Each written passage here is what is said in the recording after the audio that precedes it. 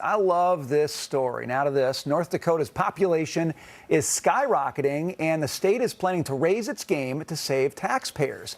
State officials are considering a flat income tax rate of 1.5%. That sounds good. That would effectively eliminate income taxes for almost 60% of taxpayers, with the hopes, this sounds even better, to terminate the income tax completely by 2028. Joining us now, Republican North Dakota Governor Doug Burgum. Governor, thanks for being with us.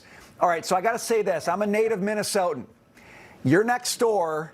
You're taking tax rates way down. This is red states and blue states, and you're trying to steal business. You're trying to steal people, I think, from Minnesota, and I think it's working for you. Tell us more.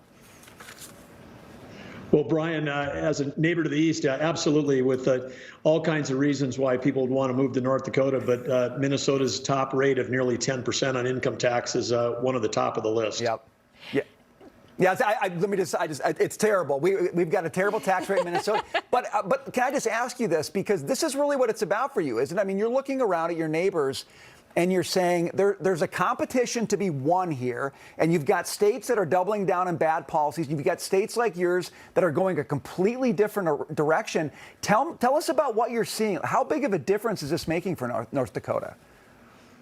Well, you're exactly right, Brian. This is right now in a position where there's 11 million jobs available in our country. North Dakota and every other state, we're competing with each other for talent and for capital. And right now, with our booming economy, we've got tens of billions of dollars of capital lined up to come to North Dakota, in part because of our domination in oil and gas, agriculture, and now in the new burgeoning CO2 utilization and enhanced oil recovery industry is also attracting tons of capital. So we got capital lined up. We got to get people. So the way you get people is you make sure that you've got great places to live, you've got great schools, you've got great child care infrastructure, and you've got low or no taxes. And so we want to make sure we're competing. There are other energy-producing states that have zero income tax. We've got to move and get there as quickly as possible. Governor, I think it was interesting. We heard from J.P. Morgan's CEO, Jamie Dimon, yesterday. He said that they have more employees in Texas than New York now, and he likes, quote, businesses like Florida because they are friendly to businesses. He likes states like Florida because they're friendly to businesses. How much from a business perspective as well are you trying to attract other corporations? Well, absolutely, and I had a chance with Jamie opening some branch locations in North Dakota last summer, and so we're happy to have some J.P. Morgan Chase employees here as well. But it is absolutely, we're in competition, and that's a competition that North Dakota and other red states are winning right now.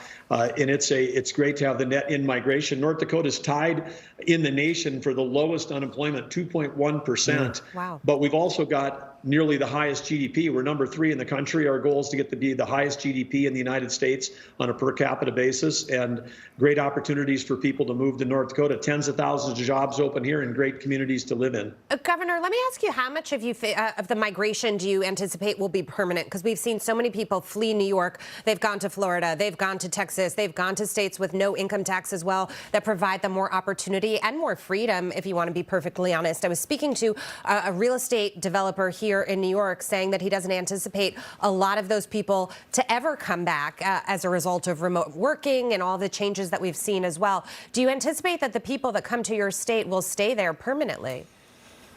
Well, we do anticipate, and it's happening because now North Dakota is tied with Utah for the highest birth rate in the country. So we're seeing not just people moving here, but young people starting families, living here, putting their roots down. And that's very exciting demographically for our future. You mentioned other oil and nat gas sort of producing, exporting states. Curious from your perspective, we've been having a lot of conversation about sort of higher oil prices, higher gas prices right now. How much can you benefit, of course, being an exporter and a revenue generator from that, but also being aware of some of the inflationary impacts on your constituents?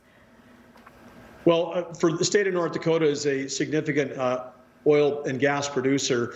For our state budgets, it's fantastic. I mean, we're $2.5 billion ahead of forecast on revenues because of these high prices. But the bigger issue is the federal Biden administration policy, which is really abandoning our allies, Western Europe, Japan, Philippines, Korea, people that we fought and died for in World War II. We're asking them to buy energy from our adversaries and our enemies versus getting in the business of supplying our allies with clean U.S. Oil and gas. I mean, it's just a completely backwards policy, and it's leading to not only hurts U.S. national security, but it's creating global instability. And so if the number one thing we could change right now, we should be selling clean energy to our friends and allies and stop forcing them to buy it from our enemies.